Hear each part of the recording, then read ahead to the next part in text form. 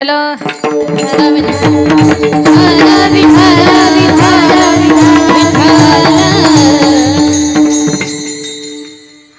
माझे हरिले चित्त भार वित्त विसरले आता कैसी जाऊ घरा नोही बरा लौकिक प्रस्तुत कीर्तन रूपे सेवेसाठी निवडलेला अभंग महान भगवत भक्त श्रीमंत संत वैराग्याचे महामूर्ती वैराग्याचं ज्वलंत प्रतीक असणारे सदैव वैकुंठाला जाणारे पाचव्या वेदाचे निर्माते विश्ववंद्य जगद्गुरु तुकोबाराया यांचा चार चरणाचा गवळणपर प्रकरणातील हा चार चरणाचा अभंग आहे. फार सुंदर आहे. या अभंगावर आपण चिंतनही करणार आहोत, पण आपल्याकडे वेळ कमी आहे. कमी वेळामध्ये आपल्याला चिंतन करायचं आहे. आणि साई सदिच्छा ग्रुपच्या वतीनं त्या साई सदिच्छा ग्रुपचे सर्व सभासद तर सर्व या माझ्या तरुण भावंडांच्या मनामध्ये आलं की आपण भव्य स्वरूपामध्ये साईंच्या सेवेमध्ये एक कथासत्राचं आयोजन करावं की जी परंपरा 15 वर्षापासून यांची चालत आलेली आहे. वर्षभरामध्ये 365 दिवस ही सगळी मंडळी खूप व्यस्त असतात. म्हणजे स्वतः परिवाराला काय स्वतःला सुद्धा द्यायला वेळ नसतो या सगळ्या मंडळीला. पण खरंच 365 दिवसामध्ये आपण एक 7 दिवस चांगल्या कामामध्ये स्वतःला वाहून घ्यावं. चांगल्या कामासाठी ते दिवस दिले पाहिजेत. आपण वर्षभरातले 7 दिवस काय अवघड आहे आपल्याला द्यायला. अगदी खूप चांगल्या पद्धतीने उपक्रम साईंच्या सेवेमध्ये मी सेवक साईंचा बरोबर ना. तर हे ब्रीदवाक्य घेऊन ही सगळी मंडळी सेवा कार्यामध्ये रत असतात. म्हणून साई सदिच्छा ग्रुपमधील सर्व सेवेकरी असतील, सर्व सभासद असतील, स्वयंस्फूर्तीनं काम करणारी जे सगळे माझे तरुण भावंड आहेत, मग पुरुष असतील, त्याच्यामध्ये महिला भगिनी असतील, सगळ्यांसाठी एकदा टाळी वाजवूयात आपण. साईबाबांच्या आशीर्वादानं तुमच्या कुणाच्या जीवनात काहीच कमी नाही आहे. काहीच कमी नाही. बाबांनी कुणाला काहीच कमी ठेवलेलं नाही. कारण एक साधू संताचं एक वाक्य आहे किंवा भगवान परमात्माचं ब्रीद आहे, भगवान जब देता है तो छप्पर फाड़ के देता है. आणि एक दुसरी गोष्ट म्हणजे किती मिळालं तरी माणसाचं पोट भरत नाही. हा भाग आपला आहे व्यक्तिगत. पण भगवंतानं कधी देवानं आपल्याला जे दिलंय ना ते किती दिलंय याचा जर अभ्यास करायचा असेल तर आपल्यापेक्षा गरीब माणसं पाहायचे आपण, जेणेकरून देवानं जे आपल्याला दिलं त्याच्यात आपल्याला समाधान सुख लाभतं. तर असं साईबाबांच्या आशीर्वादानं तुम्हा कुणालाच कुठल्या गोष्टीची कमतरता नाही. बस ज्या समाधानासाठी ज्या सुखासाठी रात्रंदिवस जीवाचा प्रयत्न असतो ते सुखही तुम्हाला या आध्यात्मिक उपक्रमांच्या माध्यमातून प्राप्त होत आहे. लक्षात घ्या, 15 वर्षापासून तुम्ही हा सुंदर सोहळा घडवून आणताय आणि हा सोहळा पूर्ण झाल्यानंतर 15 वर्षापासनं हा सोहळा चालू झाल्यानंतर आणि सोहळा पूर्ण झाल्यानंतर एक महिनाभर किमान तुमच्या सगळ्यावरती आशीर्वादांचा वर्षाव चालू असतो. आणि सुख आणि समाधान काय म्हणतात ना ते यालाच म्हणतात. कार्यक्रम झाल्यानंतर सुद्धा खूप चांगलं केलं बरं तुम्ही, खूप छान केलं. काय चांगला कार्यक्रम घडून आणला. अन्नदानही 1 नंबर होतं, व्यवस्था 1 नंबर होती, समाधान झालं बघा सगळ्यांच्या मनाचं. ही जी लोकांच्या प्रतिक्रिया असतात तर हाच आशीर्वाद तुम्हाला मिळत असतो. तो वर्षभराची चार्जिंग करत असतो. आशीर्वाद म्हणजे काय, प्रेरणा म्हणजे काय, सुख म्हणजे काय, समाधान म्हणजे काय, ते फक्त माणसाला वेचता आलं पाहिजे आणि ते लक्षात आलं पाहिजे माणसाच्या. नाही तर सुख सुख असं दुसरं असतं तरी काय. अंतकरण ज्या शब्दानं सुखावतं ते सुख आहे आणि ते दुसऱ्या कुठल्याच गोष्टीनं मिळणार नाही तुम्हाला. या आध्यात्मिक प्रांगणामध्ये ते तुम्हाला मिळणार आहे आणि साईबाबांनी ते तुम्हाला भरभरून देत आहेत. आणि जोपर्यंत साईंची सेवा तुमच्या जीवनामध्ये आहे तोपर्यंत तुम्हाला काही कमी पडणार नाही. कारण बाबांचं एक भजन आहे, तारीफ तेरी निकली है दिल से शिरडी वाले साई बाबा आया है तेरे दर पे सवारी. शिरडी वाले साई बाबा आया है तेरे दर पे सवारी. लपे दुआएं आंखों में आंसू, लपे दुआएं आंखों में आंसू, पर झोली खाली. शिरडी वाले साई बाबा आया है तेरे दर पे सवारी. शिरडी वाले साई बाबा आया है तेरे दर पे सवारी.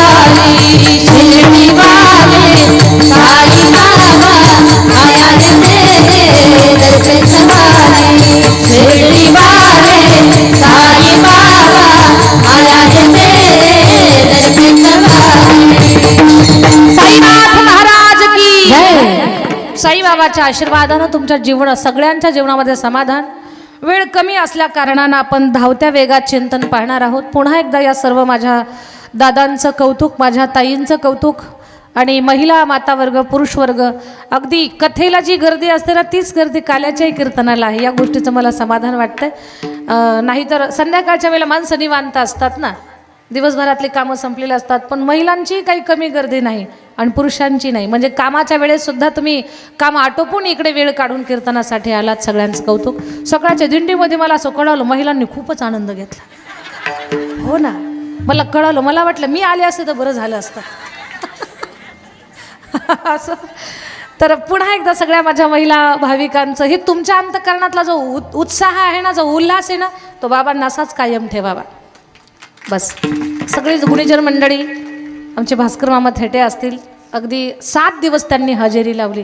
कदाचित गावातला एखादा माणूस कंटाळा केला असेल, पण अगदी सपत्नीक आणि काही मित्र परिवाराला घेऊन त्यांनी हजेरी लावली. मामांसाठी एकदा टाळी वाजवा.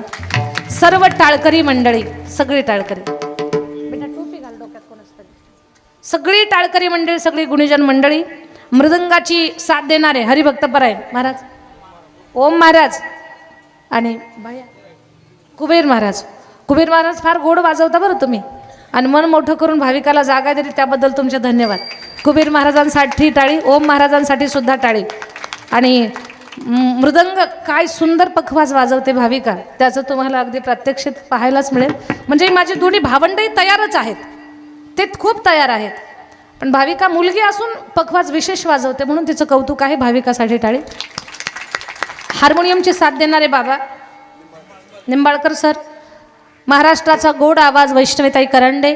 वैष्णवीताईच्या पाठीमागे दुसरी वैष्णवी तयार होते आपल्या संस्थेमध्ये. आपल्या संस्थेत, महाराष्ट्रात आपल्या संस्थेचं नाव करणारं लेकरू म्हणजे वैष्णवीताई करंडे, पहिली महिला गायिकेमध्ये जिनं खूप मोठं स्वतःचं नाव उंचावलेलं आहे. आणि त्या लेकरावर सुद्धा संस्थेनं खूप प्रेम केलं. संस्थेमध्ये जेवढे सभासद मंडळी आहेत त्यांचं खूप प्रेम वैष्णवीला मिळालं. आणि वैष्णवीचं जीवन हे अतिशय खडतर बरं, खूप कष्टातून लेकरू, गरीब परिस्थितीतून जे उदयाला आलं, पण तिचं एवढं कल्याण केलं देवानं. तिचे मालक शास्त्री आहेत, त्यांचा वृंदावनला अभ्यास झाला, भागवत करतात, कीर्तन करतात, स्वतःची संस्था आहे. आणि म्हणजे सुरुवातीला भगवंत एखाद्याची एवढी परीक्षा घेतो, पण तिचं जे संस्थेमध्ये तिचा जो प्रवेश झाला, तिच्या मावशीचं खरं योगदान आहे ते. आणि तेव्हापासून लेकराची जी प्रगती भरभराटे, आता तिचं खूप कल्याण केलं परमेश्वरानं. बस असंच तिच्या हातनं माऊली ज्ञानोबाराय तुकोबारायांची, सद्गुरू कल्याण स्वामी महाराजांची सेवा घडत राहावी. कारण जिथं शिक्षण घेतलं तो कल्याण स्वामी महाराजांचा आशीर्वाद, तिथे शिकणाऱ्या प्रत्येक लेकराच्या पाठीमागे त्यांचं नावच कल्याण आहे. म्हणून वैष्णवीचं कल्याण केलं महाराजांच्या कृपा आशीर्वादानं. तिच्या जीवनामध्ये ज्ञानोबाराय तुकोबारायची सेवा घडावी हा वैष्णवीला आशीर्वाद. आणि वैष्णवीनंतर आपल्या संस्थेचं नाव वैष्णवीताईसारखंच पुढे घेऊन जाणारं हे दुसरं रत्न म्हणजे ज्ञानेश्वरीताई मसे. ही राहुरीची मुलगी आहे, पण आपल्याकडे यावर्षी शिकायला आली. त्याचबरोबर आमची पूजाताई कोंढार, उत्कृष्ट गायन आहे, भागवत कथा आहे, खूप गरीब परिस्थितीतलं लेकरू आहे, पण खूप चांगल्या पद्धतीने तयार होत आहे. भाविकाताई भगत, पौर्णिमाताई कडू, शीतलताई मस्कर, सर्व आमच्या टाळकरी महिला भगिनी, विनेकरी, तुळस घेतलेल्या ताई असतील. सगळ्या वारकऱ्यांना मस्तक हे पायावरी, या वारकरी संतांच्या. साऊंडवाल्या दादासाठी जरा जोरात टाळी. सर्व महिला पुरुष, इथे कुणी कथाकार, कीर्तनकार, प्रवचनकार असतील, संगमनेरच्या भागातून आलेले आमचे सातपुते बाबा आहेत. आणखी परिचित अपरिचित मंडळी. अज्ञानानं एखादं महत्त्वाचं नाव राहून जाण्याची शक्यता आहे बरं, तर कुणी माझ्यावर काही नाराज होऊ नका. आपल्या सगळ्यांच्या मध्ये परमेश्वराचं चिंतन पाहू. इगतपुरी तालुक्यातील पहिली महिला भागवत कथाकार आमची पौर्णिमाताई कडू आहे. आपल्या सगळ्यांच्या मध्ये परमेश्वराचं चिंतन पाहू. आणि आमचे कैलास भैया हे यूट्यूबच्या माध्यमातून आपल्या या लोणीच्या कार्यक्रमाला जिवंत ठेवण्याचं काम करणार आहेत. तुम्हाला वाटेल तेव्हा यूट्यूबवरती जाऊन हा कार्यक्रम पाहता येईल. असो, जगद्गुरु तुकोबारायांचा अभंग निवडलाय. या अभंगात फार सुंदर भाव आहे. काम कोणतंही करायचं असेल ना, तर त्या कामामध्ये आपलं चित्त असणं फार गरजेचं आहे. बोलायच्या ओघात एक गोष्ट मी विसरून जाईल. आपल्या चकलंब्याला मुलींची वारकरी शिक्षण संस्था आहे. मागच्या 16 वर्षापासून ते संस्था आपण चालवतो. 250 मुली आहेत. पण आपल्या संस्थेतून वैष्णवीताईसारख्या बऱ्याच काही मुली तयार झाल्या. तर आपल्या संस्थेत तयार झालेल्या 5 मुलींनी संस्था टाकल्या. म्हणजे इवलेसे रोप लाविले द्वारी त्याचा वेलू गेला. म्हणजे ही प्रगती पथावरती आहे. मला एवढा आनंद आहे. आपल्याकडे शिकलेले लेकरं आता संस्था चालवत आहेत. म्हणजे कल्याण स्वामी संस्थांच्या अंतर्गत जे काम चालू आहे ना, तर हे काम किती मोठा विस्तार करत आहे. आणि या वर्षापासनं येणाऱ्या जूनपासनं नगरमध्ये वैष्णवीताईची संस्था नेप्ती नाक्याला, तिथे टोल नाक्याच्या जवळ आता नवीन बायपासचं जे काम आहे, तर वैष्णवीताई करंडेसुद्धा आता येणाऱ्या जूनपासून मुलींची वारकरी शिक्षण संस्था चालू करणार आहेत. जर आपल्यात कुणाला वाटलंय की आपल्याला मुलींच्या वारकरी शिक्षण संस्थेमध्ये आपली मुलगी कीर्तन भजन गायन याच्यासाठी शिक्षणासाठी ठेवायची आहे, तर वैष्णवीकडे सुविधा होईल. वैष्णवीकडे आता चकलंबा थोडंसं दूर पडतं आपल्याला, म्हणून जवळ या पंचकृषीत की मुलीला जवळ आपल्याला अभ्यासासाठी ठेवायचं, तर नगर जवळ आहे. वैष्णवीशी संपर्क करा किंवा माझ्याशी संपर्क केला तर वैष्णवीसोबत संपर्क करून मी तुम्हाला देईल. जर कुणाची इच्छा झाली तर हे लक्षात ठेवा. या 2-4 महिन्याचा वेळ जायचा आहे, तेवढ्या याच्यात जाताना विसरून, म्हणजे हे जवळ आहे आपल्या, हे लक्षात ठेवा. विठ्ठल विठ्ठल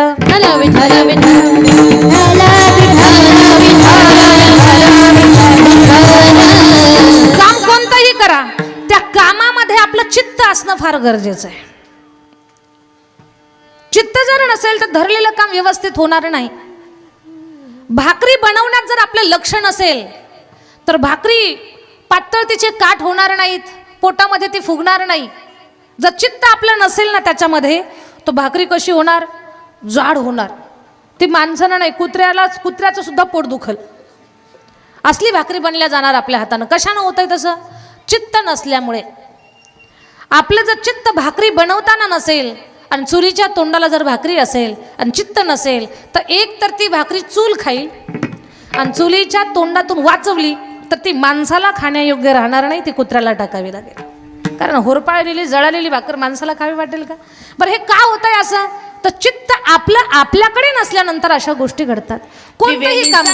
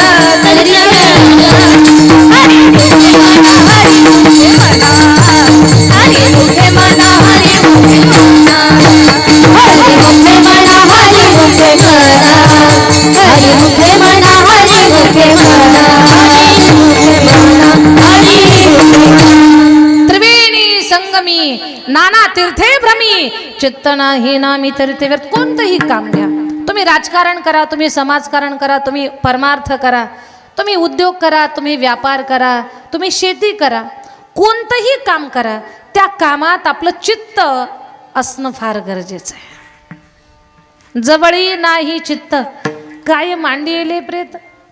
चित्त एकाग्र असणं फार गरजेचं. मग चित्त खऱ्या अर्थानं परमार्थात उन्नत व्हायचं असेल, मानवी जीवनाचा सार जर करायचा असेल, तर चित्त कुठे लागलं पाहिजे आपलं? माईकला बोलताना इको नका देऊ, आवाज डबल होऊ देऊ नका.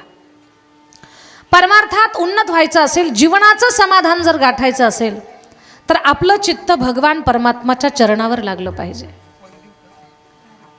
15 वर्षापासनं साई सदिच्छा ग्रुपच्या वतीनं ज्या कार्यक्रमाचं आयोजन केलं जातं, या कार्यक्रमाचं प्रत्येक वर्षी कौतुक का होतं माहिती आहे तुम्हाला?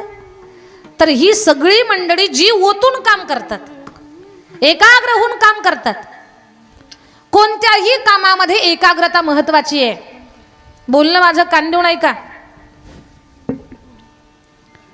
भगवान परमात्माच्या बाबतीमध्ये आपण किती समर्पण केलं पाहिजे, किती एकाग्र झालो पाहिजे, आपलं चित्त भगवंताच्या चरणावर लागलं पाहिजे. कसं चित्त आपलं भगवंताच्या चरणावर लागावं? जसं गोपिका भगवान परमात्माला समर्पित झालेल्या होत्या, तशा पद्धतीनं. उदाहरण सांगते मी तुम्हाला. एक गवळण आहे, तिचं उदाहरण मी तुम्हाला देणार आहे. ती भगवान परमात्माच्या भक्तीमध्ये तिनं स्वतःला एवढं वाहून घेतलं की तिच्यामुळे कृष्णप्रेम जगाला कळालं. ती ती भगवंतावर प्रेम करते नवल नाही, भगवान तिच्यावर प्रेम करतात. तिचं नाव मी तुम्हाला विचारणार आहे. 2 अक्षरी तिचं नाव आहे. बरसाणा तिचं गाव आहे. तिच्या नावाला वेलांटी आणि उकार नाही. तिच्या नावाला 2 काने आहेत. पहिल्या अक्षराला काना, दुसऱ्या अक्षराला काना. त्या 2 कान्यामध्ये कान्हा लपलेला आहे. तिचं नाव काय हुशार आहे तुम्ही. तिचं नाव राधा आहे. ती राधा एवढी श्रेष्ठ भक्त आहे. ती भगवंताचं भजन करते नवल नाही, भगवानच तिचं भजन करतात. अशी राधा राणी एकदा दह्याचं घुसळण करत होती. दह्याचं घुसळण करत असताना रवी काढली, दुसऱ्या डेऱ्यामध्ये घातली. त्याच्यात तिला दही पाणी टाकायचंय. पण तेवढ्यात श्रीकृष्ण भगवंताचं दर्शन झालं आणि त्याच्यात दही पाणी घालावं याचं भानच तिला राहिलं नाही. रिकाम्याच डेऱ्यामध्ये घुसळण करायला लागली. हरीला पाहुणी भुलली चिता, हरीला पाहुणी भुलली चिता, हरीला पाहुणी भुलली चिता, हरीला पाहुणी भुलली चिता. मंदिरी घुसली तेरा रीता, मंदिरी घुसली तेरा रीता, वरिला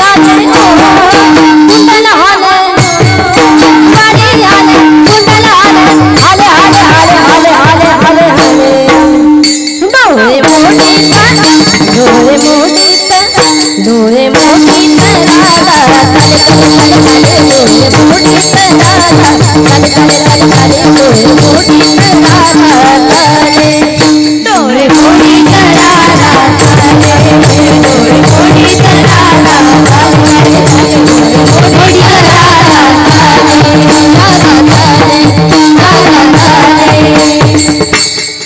हरीला पाहुणी भुलली चित्ता, मंदिरी घुसळी डेरा येता. ती गवळण राधा राणी रिकाम्या डेऱ्यातच घुसळण करायला लागली. जेव्हा दह्याचं घुसळण करतात तेव्हा त्यातून 2 पदार्थ बाहेर येतात. पहिलं ताक आणि दुसरं लोणी. पण ती रिकाम्या डेऱ्यात घुसळण करते आणि रिकाम्या डेऱ्यामध्ये घुसळण करत असताना आवाज असा आला त्या घुसळणाचा, जणू काय रेल्वे रुळावरनं निघाली. खडखड खडखड खडखड खडखड. राधेची सासू फार कठीण होती. पूर्वीचा काळ फार कठीण होता. साऱ्या घरात सासूचा धाक होता पूर्वी. काळ बदलला आता. कारण मी कथेतही सांगितलं, काळ कधी कायम कोणाचा नसतो. म्हणून माणसानं काळ ओळखून चालावं. काळ ओळखून. ज्याला काळ कळाला ना बस त्याचं कल्याण झालं.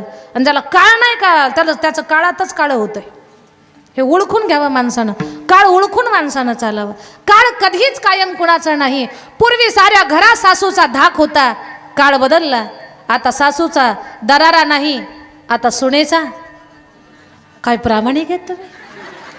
पटापट उत्तर देत आहे. लोणीतल्या बिचाऱ्या सासवान सुना सगळ्या समजदार आहेत बरं. मी कथेत तुम्हाला सांगूनही गेले असेल, या काळामध्ये सुनबाईला डुसपूस करायचं नाही, तिला टाकून बोलायचं नाही.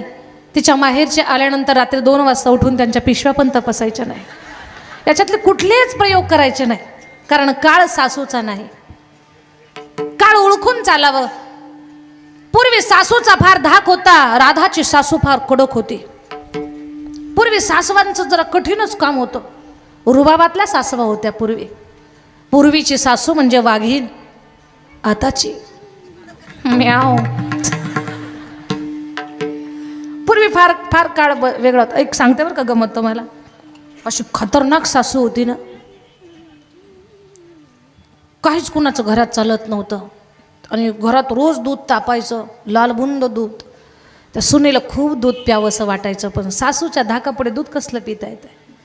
योगायोग सासू आली काल्याच्या कीर्तनाला. तुम्ही कशा आल्या. काल्याच्या कीर्तनाला आली आणि दूध तापून थंड झालं. कुणीच नाही ना घरात. ते दूध आणि ती सून दोघच. सून म्हटली, बाई एवढ्या वर्षाची माझी इच्छा पूर्ण होणारच. सासू काय 3 तास येत नाही. 2 तास कीर्तन ऐकायचं आणि 1 तास. 3 तास काही येणार नाही. आता चांगलं दूध पिते. सुनानं चांदीचा ग्लास घेतला. पाणी दूध जर प्यायचं असेल तर चांदीच्या ग्लासात प्यावं आणि पाणी जर प्यायचं असेल तर तांब्याच्या ग्लासात प्यावं. ते अमृताप्रमाणे चांदीच्या ग्लासामध्ये दूध घेतलं, त्यात केशर टाकलं, त्याच्यामध्ये काजू बदाम अक्रोड मनुका पिस्ता काय असेल तिला ते सगळं घातलं. तिनं साखर घातली त्याच्यामध्ये, असं चमचानं फिरवलं, जाड साई त्याच्यामध्ये घेतली, असं फिरवलं. आता मी काही बोलले का तुम्हाला? फिरवलं असं, दुधाला रंग चढला केशरचा आणि ग्लास दुधाला लावला. काय आनंद तिला झाला. एक घोट आणि थोडीशी साय तिच्या तोंडामध्ये, त्याचा आनंद घेत तिला आतमध्ये ढकलायचंय. तेवढ्यात सासू चाली दारामध्ये आणि जोरात ओरडली, मनीषा.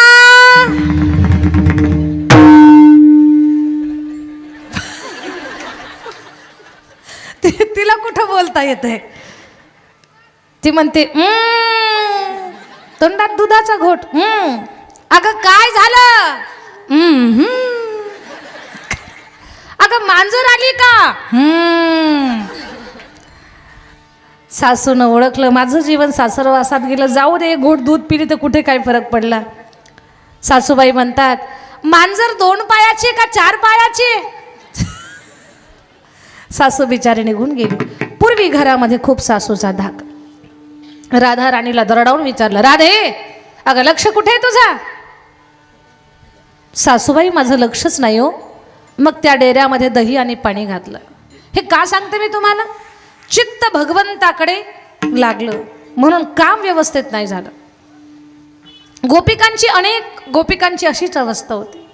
भगवंताला पाहावं, चित्ताची व्यग्रता व्हावी, कुठे भगवंताची बासरी ऐकावी, तर गोपिकांनी स्वतःला विसरून जावं.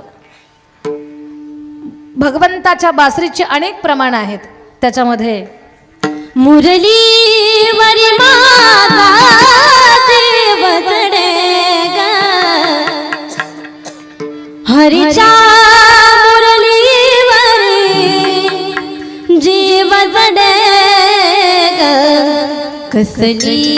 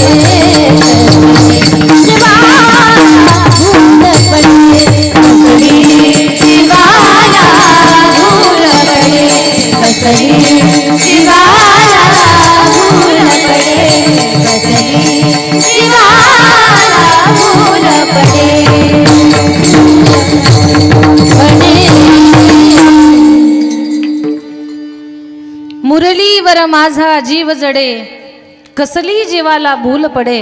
भगवंताची बासरी ऐकावी आणि गोपिकांनी स्वतःला विसरून जावं. भगवंताची बासरी ऐकली ना माझ्या ताई दादांनो, काही गवळणी देवाला भांडायला जायच्या, वयस्कर गवळणी. कान्हा तू बासरी वाजवत जाऊ नको. अरे ज्या बासरीनं समाधी लागेल माणसाला, सर्व सुख प्राप्त होईल, ती बासरी वाजवत जाऊ नको. भगवान बोलले का वाजवू नको बासरी? त्या गवळणी म्हणतात, कान्हा तू जर बासरी वाजवली ना तर तुझ्या बासरीच्या प्रभावानं चुलीत घातलेल्या लाकडांना पालवी फुटते. लोणीकर, चुलीमध्ये आपण ओली लाकडं घालतो का सुकलेली? झोपल्या का काय? इकडे विचारू का? चुलीमध्ये आपण सुकलेली लाकडं घालतो. पण त्या गवळणी म्हणतात, लाला तू बासरी वाजवली ना तर चुलीत घातलेल्या लाकडांना पालवी फुटते. विचार करा, भगवंताच्या बासरीनं चुलीत घातलेल्या लाकडांना पालवी फुटते आणि आपल्या हातानं लागलेली झाडं जळून जातात. एवढे बेकार आहेत आपले हात. काही हातच भाग्यवान असतात की ते त्या हातानं फलश्रुती जे काम चांगलं होतं.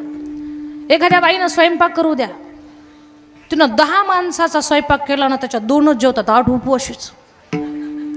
आणि एखाद्या बाईनं 2च माणसाचा स्वयंपाक करू दे, 10 माणसं जेवणार. त्याचं काय कारण आहे? आपल्या हातावरती कांड्यावरती, कांडे असतात ना आपल्या हाताचे, त्याच्यावरती यव नावाचं चिन्ह असतं.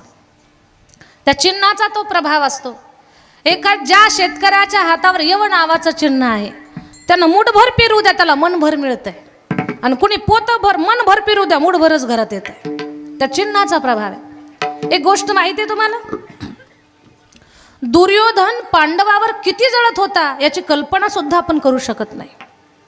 पण पांडवांच्या राजसूय यज्ञामध्ये भगवंतानं अनेकांना अनेक कामं वाटून दिली आणि दुर्योधनाला दानाचं काम दिलं. दुर्योधना, तू आलेल्या देव ब्राह्मणांना, साधू संतांना धनदान तुझ्या हातानं दे. दुर्योधन त्याच्या मनात काय पांडवाबद्दल थोडंच चांगलं आहे, एवढं देणार की जर पांडवांनी सांगितलं यांना 5 मोहरा द्या तर हा 25 मोहरा देणार, कारण पांडव भिकारी झाले पाहिजे, एवढंच त्याच्या डोक्यात. हे भगवंताला माहिती असताना सुद्धा देवानं दुर्योधनाला त्या कामावर का बरं बसवलं? तर दुर्योधन दुर्जन होता, पण त्याच्यातही काही गोष्टी विशेष होत्या. त्याच्या हातावर असं चिन्ह होतं, त्यानं जर 5 पट दान केलं तर त्याच्या 50 पट यांना मिळणार होतं. म्हणून त्या कामासाठी भगवंतानं त्याला तिथे बसवलेलं होतं. पण यानं किती जळून काय, क्रूर भावनेनं काय, दृष्ट भावनेनं काय, पांडव भिकारी झाले पाहिजे या उद्देशानं काय, यानं दुप्पट तिप्पट 5 पट दान करू दे, त्याच्या 50 पट यांना मिळणार. म्हणून त्या कामावर भगवंतानं बसवलेलं यव चिन्ह आहे ते, त्या चिन्हाचा तो प्रभाव आहे. तशी बरीच चिन्ह असतात. कपाळावरच्या रेषा काही बोलतात, काहीचं कपाळ बोलतं, काहीचे कान बोलतात. पायावरच्या रेषा, हातावरच्या रेषा, आपल्या हातावर धनरेषा असते. पण कधी कधी आपण त्या गोष्टीच्या ह्याच्यात जायचं नाही. बरं, पुढे मी सांगणारच आहे तुम्हाला. हातावर धनरेषा असते, पण हातावरचंही धन तेव्हाच मिळतं जेव्हा हे हात कर्तृत्व करतात तेव्हाच. कर्तृत्वाशिवाय काही मिळणार नाही. आपल्याला कर्तृत्व करावं लागेल. आपल्या पायाच्या बोटावरही काही गोष्टी असतात. आपल्या पायाचा अंगठा, अंगठ्याच्या शेजारचं बोट, ते जर अंगठ्याच्या पुढे असेल, पाहून घेता का एकदा? बऱ्याच जणांना असं माझ्याकडे पाहता, बोटानं चेक केलं बरं असं. विनोद केला मी तुमचा. हातावरच्या रेषा, कपाळावरच्या रेषा, बोलू दे काय बोलायचं ते, पण आपण आपल्या कर्तृत्वावर एवढा विश्वास ठेवा आणि असं कर्तृत्व करावं की देवाला सुद्धा आपलं कर्तृत्व पाहून प्रारब्ध त्यानं बदललं पाहिजे, एवढं भगवंतापर्यंत आपलं गेलं पाहिजे काम. असं काम आपल्या हातानं करा. तर मी तुम्हाला माझा मूळ विषय असा सांगत आहे की काहींच्या हातावर ते चिन्ह असतं. चांगल्या पद्धतीची कामं असेल, सेवा कार्य हे घडत राहतं. तर भगवंताच्या बासरीचा प्रभाव असा आहे की चुलीत घातलेल्या लाकडांना पालवी फुटते आणि आपली हातं अशी आहेत की आपण काय करतो की काहींच्या हातानं काहीच कर्तृत्व होत नाही. याच्यावरनं ही सगळी गोष्ट मी तुम्हाला सांगितली. भगवंताची बासरी ऐकली, त्या गवळणी म्हणतात बासरी वाजवत जाऊ नको लाला. त्या गेल्या वयस्कर गवळणी, तरण्या गवळणी आल्या, कन्हैया तू बासरी वाजवत जा. अरे म्हणे आता तुमच्या सासवा सांगून गेल्या बासरी वाजवू नको, आणि आता तुम्ही लगेच आलात आणि मला म्हणतात बासरी वाजव. असं का? काय होतंय माझ्या बासरीच्या प्रभावानं? लाला, आम्ही सकाळी फुलांचा हार केसांना माळतो, दिवसभरात तो सुकवून जातो. संध्याकाळी जेव्हा तुझी बासरी कानावर पडते ना, तेव्हा ती सुकलेली फुलं देतात, म्हणून तू बासरी वाजवत जा. कृष्ण प्रेमामध्ये वेड्या झालेल्या गवळणी, स्वतःला विसरलेल्या गवळणी, या गवळणी कृष्ण भक्तीमध्ये स्वतःला एवढ्या विसरून जात होत्या, विसरल्या कामधंदा, सासू सासऱ्याची नाही मर्यादा, विसरल्या कामधंदा, सासू सासऱ्याची नाही मर्यादा, कोण जामात्या कोण नंदा, वृत्ती परमानंदे वेधली वेधली वेधली, ओ पावा घोंगडीचे मुली बाई, पावा घोंगडीचे मुली बाई, पावा घोंगडीचे मुली बाई, पावा घोंगडीचे मुली बाई, पावा घोंगडीचे मुली बाई, पावा घोंगडीचे मुली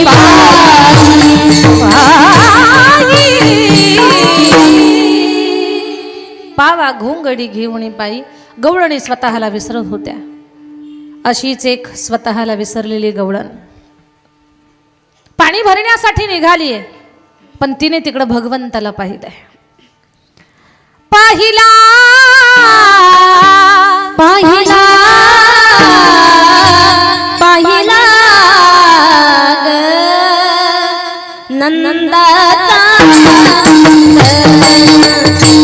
पाहिला नंदाचा पाहिला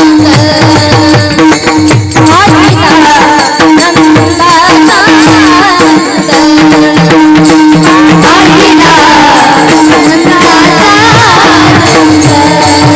पाहिला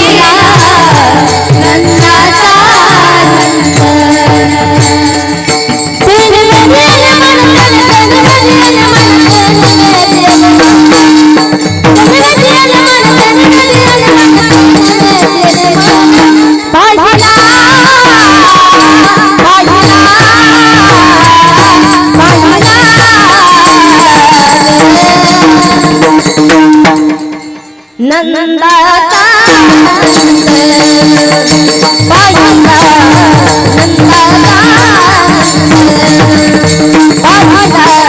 नंदाचा पाहिला नंदाचा पाहिला नंदाचा पाहिला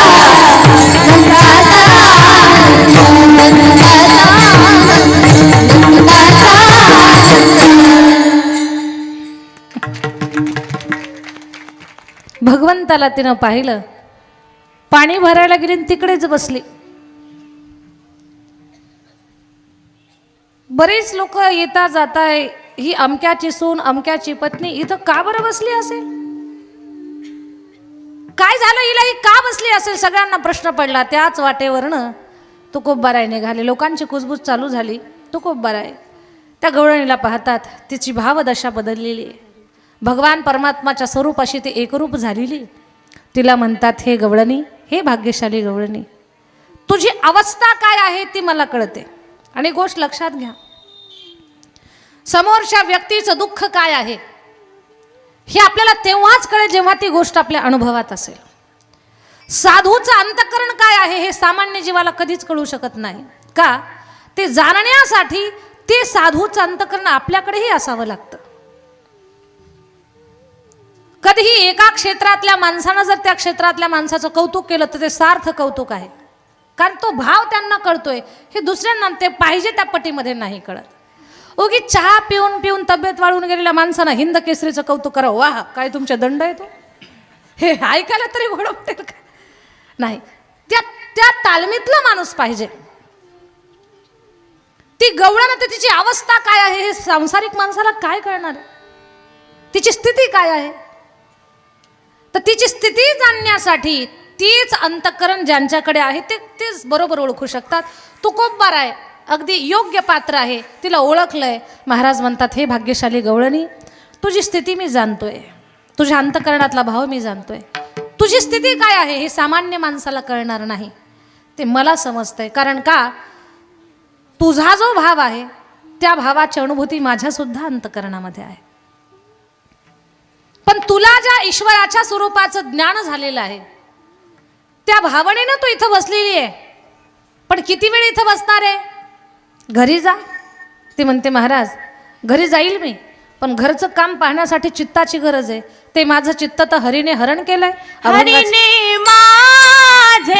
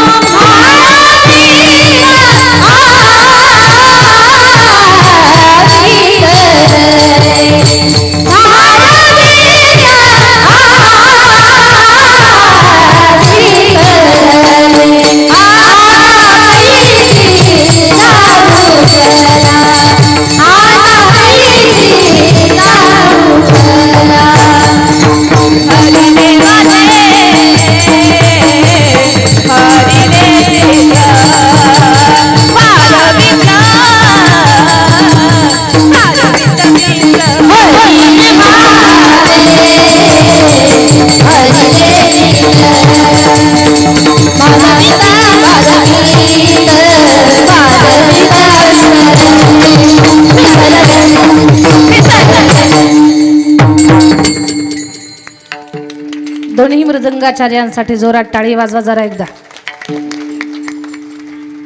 हरिणे माझे हरिले चित्त, माझं चित्त श्री हरीने हरण केलंय. आता ते माझ्याकडे नाही. माझ्या ताईंनो, कोणतंही काम करण्यासाठी चित्ताची फार गरज आहे. घरातले 60 वर्षाचे आजोबा सगळं घरावर चिडले. 65 वर्ष वय होतं त्यांचं. खूप चिडले, खूप चिडले, एवढे चिडले. कशावरनं चिडले? त्यांचा चष्मा कुणी घेतला ते कोणीच सांगत नव्हतं. नातवाला जे धोपटलं, रडायला लागलं पोर. आजोबा वयस्कर होते पण घरातला त्यांचा जो रुबाब होता ना तो कायमच होता. बरं असं म्हणतात किंवा असं म्हटलं जातं, जसं वय वाढेल तशी संसारात माणसाची किंमत कमी होत जाते प्रपंचामध्ये. तारुण्यपणाला, तरुण माणसाला जी प्रपंचात किंमत आहे ना, तर म्हातारपणात ती कमी होत जाते. प्रपंचामध्ये जसं वय वाढत जाईल तशी माणसाची किंमत कमी होते, आणि परमार्थात जसं वय वाढेल तशी किंमत वाढत जाते. हा फरक आहे प्रपंच आणि परमार्थातला. पण त्या बाबाचा काही रुबाब कमीच नाही. म्हातारं फारच कडक होत होते. ह्याला डोसपूस त्याला डोसपूस, सुनाला खाईन करायला लागलो. आपल्या बायकोला तर एवढं बोललं म्हातारं, तडातड म्हातारीला बोललं. पोरगं घाबरायला लागलं. मोठं पोर होतं 27 वर्षाचं, पण बापाला घाबरतच होते सगळे. सगळे जर म्हणायचे आम्ही तुमचा घेतलाच नाही चष्मा, आम्ही कुणीच नाही घेतला. खरं सांगतो आम्ही बाबा गळ्यात शपथ खातो, आम्ही कुणी तुमचा चष्मा घेतलेलाच नाही. म्हातार म्हणतं पेपर वाचायचा आहे मला, आता मी काय करायचं, चष्मा आणून द्या. तेवढ्यामध्ये नातू रडत रडत आला. बाबा खरंच सांगतो मी खरंच तुमचा चष्मा घेतला नाही. पोरानं असं डोळे पुसून वर पाहायला लागलो. म्हाताऱ्याच्या डोक्यावरच चष्मा, म्हाताऱ्याच्या डोक्यावर चष्मा. पोराला बळ आलं ना.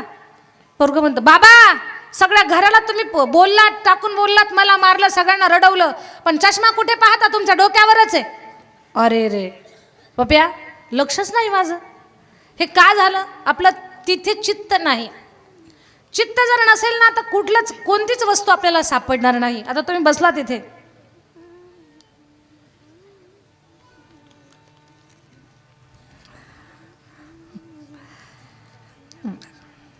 ऐका, तर काम कोणतंही असू द्या, त्याच्यामध्ये जर आपलं चित्त नसेल तर ते होणार नाही. मग इथे ती गवळण म्हणते, माझं चित्त माझ्याकडे नाहीये. मी घरी गेले आणि घरी गेल्यानंतर सासऱ्यानं सांगितलं चहा कर. चहामध्ये साखरेऐवजी जर मी मीठ टाकलं तर मला किती बोलणे बसतील सगळ्यांचे. आणि हे का होईल? माझं चित्त माझ्याकडे नसल्यामुळे. ती म्हणते हरिणे माझे हरिले चित्त, विठ्ठल विठ्ठल विठ्ठल विठ्ठल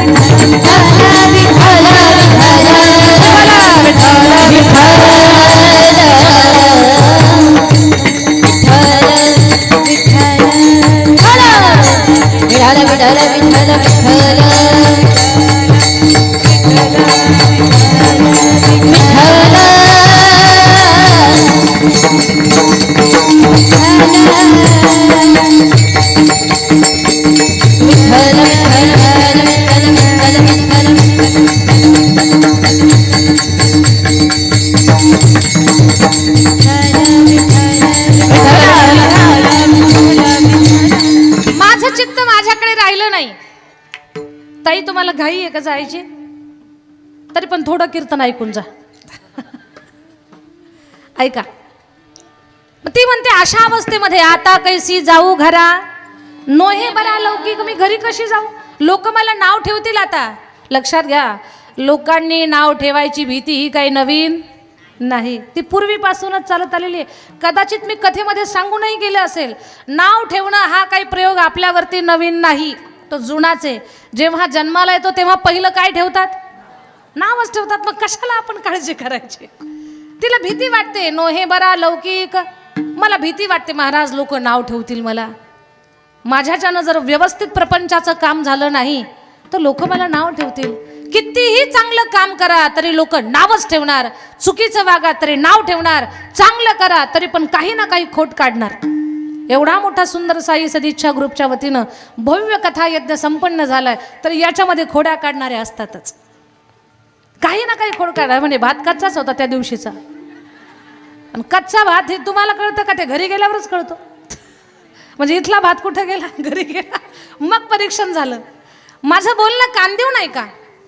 कोणतंही काम करा त्याच्यामध्ये कोणी ना कोणी खोट काढणार आहे, कोणी ना कोणी नाव ठेवणार आहे. पण चांगलं काम करत असताना त्या कामावर आपला विश्वास असावा की मी जे करतोय ते चुकीचं करत नाही.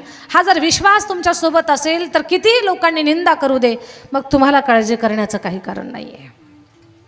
आणि जग असं आहे पहा, व्यवस्थित अभ्यास न करता, चौकशी न करता, पार्श्वभूमी न पाहता, इतिहास न पाहता, भूतकाळ न पाहता, मागे काय घडलं याचा विचार न करता मत मांडून मोकळे होतात. हा जगाचा स्वभाव आहे. याचं उदाहरण सांगते मी. रेल्वेचा प्रवास चालू होता.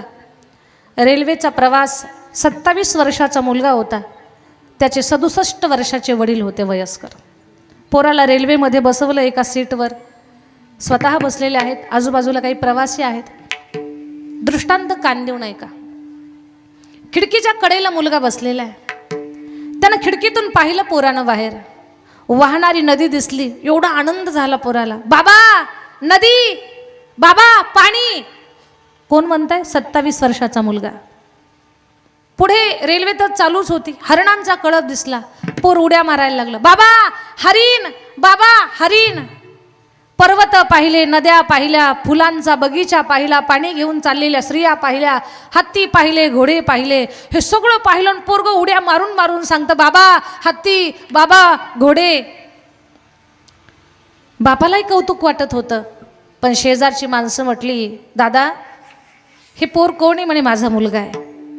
वाईट नका वाटू देऊ, पण तुमच्या मुलाला हॉस्पिटलमध्ये घेऊन जायची गरज आहे. कोण बोलतंय? शेजारी बसलेले प्रवासी. ना ओळख ना पाळख ना काहीच नाही, उगी मोघम बोलून मोकळे झाले. याला हॉस्पिटलमध्ये घेऊन जायची गरज आहे. 67 वर्षाचा म्हातारा बाप म्हटला, दादा तुमचं म्हणणं बरोबर आहे, पण मी माझ्या लेकराला आत्ताच हॉस्पिटलमधून घेऊन आलो आहे. मग गुण नाही आला का? म्हणे गुण आलाय म्हणून तर ते उड्या मारताय. म्हणे असला कसला गुण आला की उड्या मारताय? 27 वर्षाचं पोर कुठं हरिण पाहून उड्या मारताय, पाणी पाहून उड्या मारताय? लहान लेकरू आहे का ते 5-7 वर्षाचं? एवढं मोठं पोर आहे आणि खुशाल उड्या मारताय. सांगताय बाबा हरिण, बाबा घोडा, बाबा हत्ती, बाबा पाणी, बाबा बगीचा, बाबा सूर्य, बाबा डोंगर. हे 27 वर्षाच्या पोराने एवढं उड्या मारून सांगायचं असतं का? तो गृहस्थ बोलला, दादा आपण काही तासाचे प्रवासी आहोत. माझ्या लेकराची पार्श्वभूमी तुम्हाला माहिती नाही आहे, माझ्या लेकराचा भूतकाळ तुम्हाला माहिती नाही आहे. तुम्ही हे मत मांडण्याच्या अगोदर मला अगोदर विचारून घ्यायला पाहिजे होतं की हे असं का बरं करतंय. पण तुम्ही न विचारताच बोलून मोकळे झाला. असं जग आहे बरं.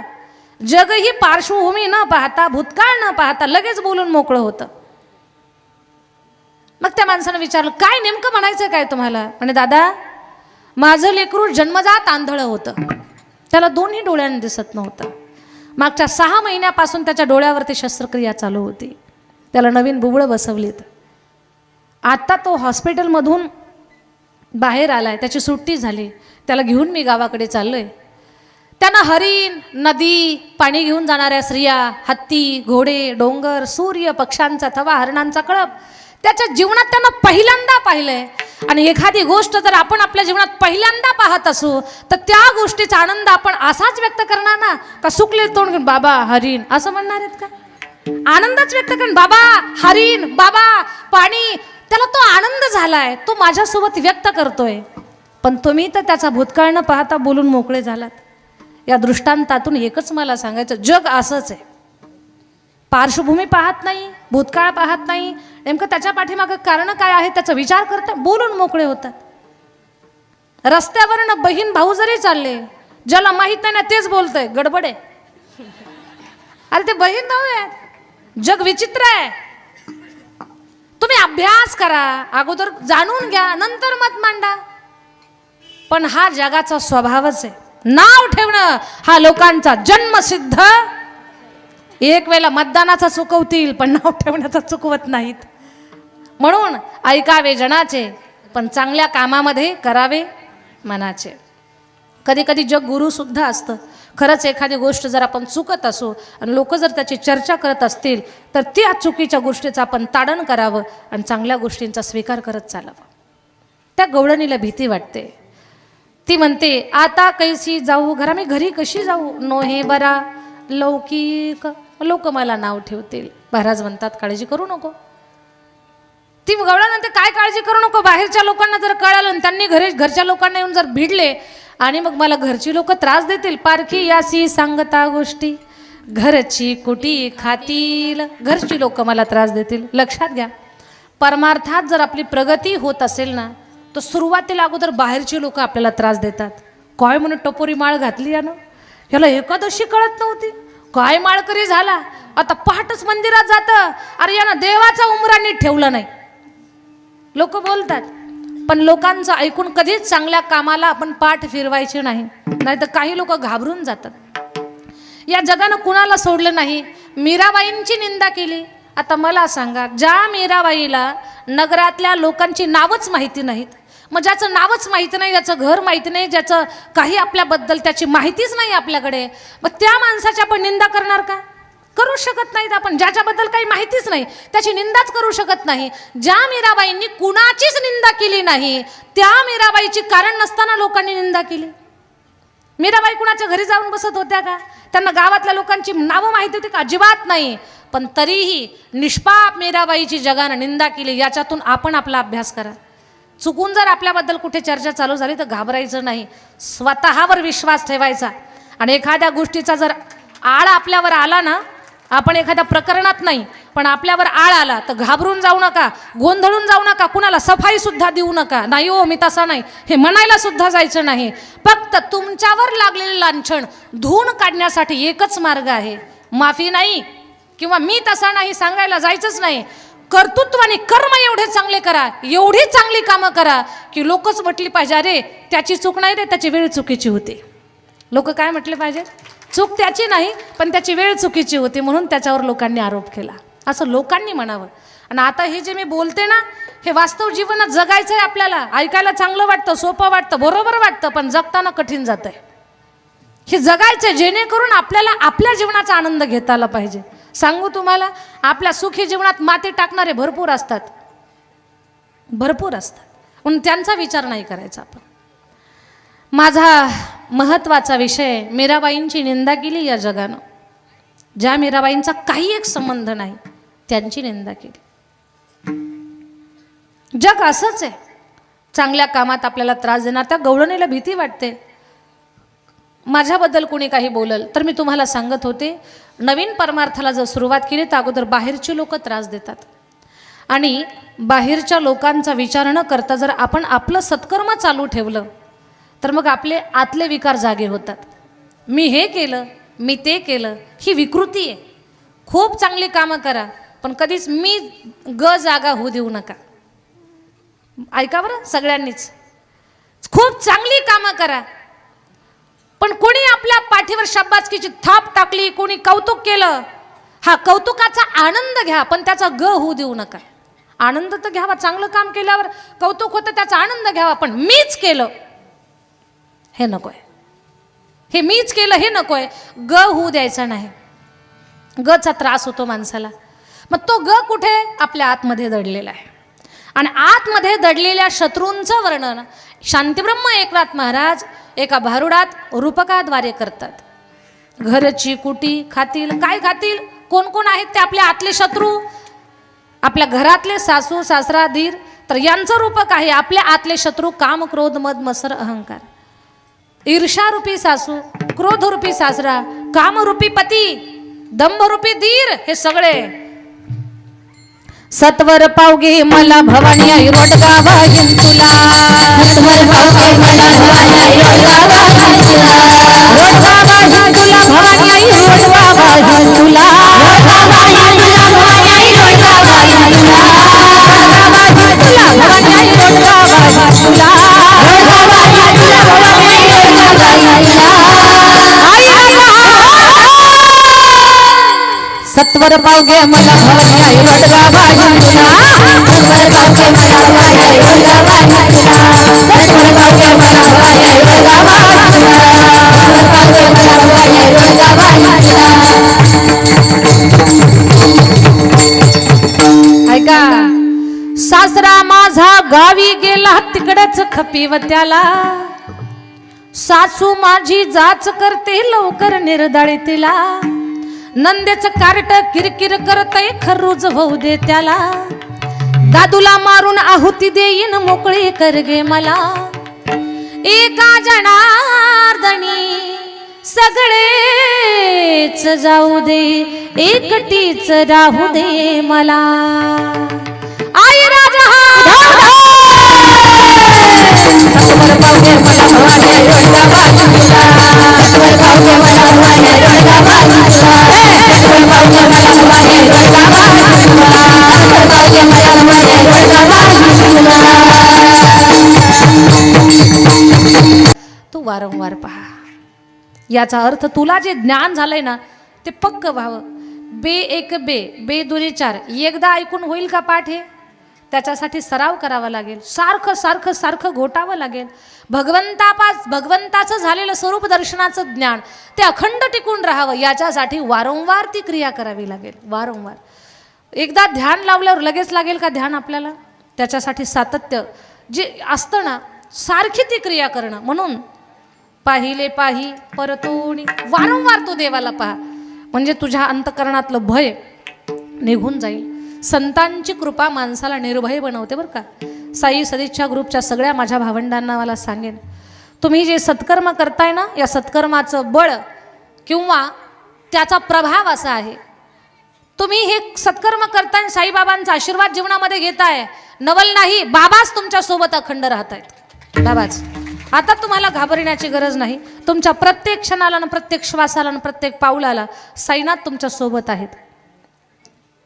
जसं महाराजांचं प्रमाण आहे, जेथे जातो तेथे तू माझा सांगा, जेथे जातो तेथे तो माझा साथी, जेथे जातो तेथे तुम्हाला सांगाती, जेथे जातो तेथे तुम्हाला सांगाती. चालविशी हाती धरून या, वा वा. चालविशी हाती धरून या, जेथे जातो तेथे तुम्हाला सांगाती, जेथे जातो तेथे तुम्हाला सांगाती, जेथे जातो तेथे तुम्हाला सांगाती, जेथे जातो तेथे तुम्हाला सांगाती, जेथे जातो तेथे तुम्हाला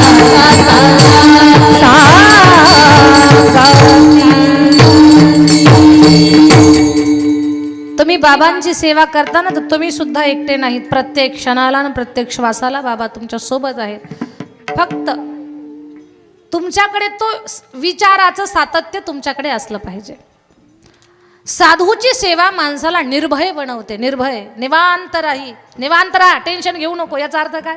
अभय दिलंय आपल्याला. तेच तुकोबाराय सांगतात. हे बघा, अभंगात जर लक्ष दिलं ना तर फार सुंदर आहे अभंग. आणि लक्ष नाही दिलं तर काहीच कळत नाही. तर लक्ष द्यावं लागतं आणि अंतकरण जागं ठेवावं लागतं. अध्यात्मातली सूत्र समजण्यासाठी अंतकरण जागं असावं लागतं. तुका म्हणे निवांत राही, पाहिले पाही परतोणी. प्रेमानं भजन करू. विठोबा रखुमाई, जय जय विठोबा रखुमाई, विठोबा रखुमाई, विठोबा रखुमाई, जय जय जय जय जय जय जय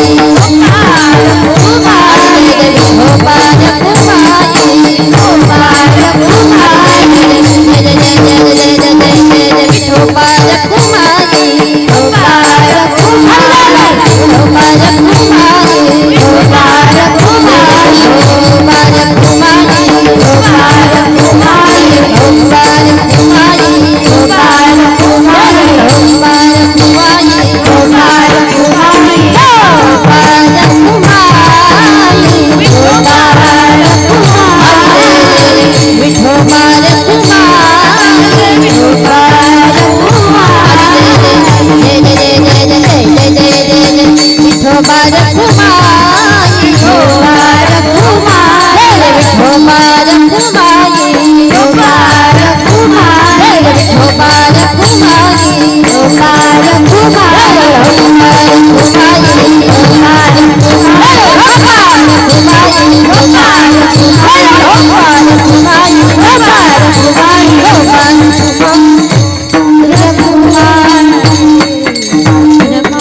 चरित्र ते उच्चारावे, केले देवे गोकुळी, केले देवे गोकुळी, केले देवे गोकुळी, चरित्र ते उच्चारावे, केले देवे गोकुळी, केले देवे गोकुळी, केले देवे गोकुळी, चरित्र ते उच्चारावे, केले देवे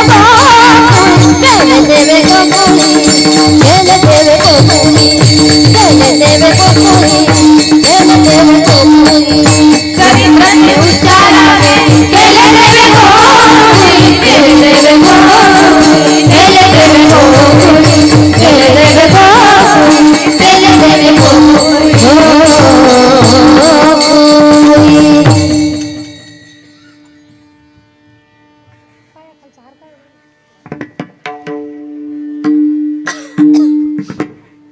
देवाच्या चरित्राला तशी जन्मापूर्वीच सुरुवात झालेली होती. वसुदेव देवकीला कारागृहामध्ये टाकलं कंसानं आणि देवकीची 6 मुलं मारली.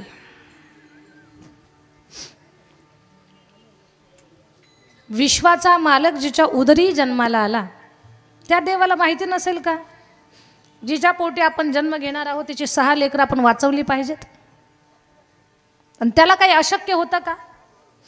पण त्याच्या पाठीमागचं कारणच एवढं आहे की आपल्यासोबत ज्या काही घटना घडतात ती आपली पूर्वजन्माची फळं असतात, कर्माची फळं. त्या सर्व कर्मांना भोगत आपण परमार्थ एवढ्यासाठी करायचा की नवीन चुकीचं काही कर्म आपल्या जीवनामध्ये आपल्याकडनं घडू नये आणि जरी घडालं तर त्या कर्माचं फळ जळून खाक व्हावं, दुर्बुद्धी फुटू नये आपल्याला, याच्यासाठी सत्कर्म करत राहायचं. 7वा मुलगा योगमायेनं रोहिणी उदरी नेऊन घातला. 8व्या वेळेला भगवान परमात्मा कारागृहात प्रगट झाले आणि कारागृहात प्रगट झालेल्या भगवंतानं सांगितलं, आई बाबा काळजी करू नका, मला नंदबाबाच्या वाड्याला नेऊन ठेवा. संवाद चालू आहे देवाचा आणि वसुदेवजीचा. तरीही वसुदेवाच्या पायातल्या गळ्यातल्या हातातल्या बेड्या गळाल्या नाही. पण ज्या वेळेला वसुदेवजीनं देव उचलिला कमळापती पायीची बंधने गळती. देव जसा डोक्यावर घेतला तसं बंधन गळून पडालं.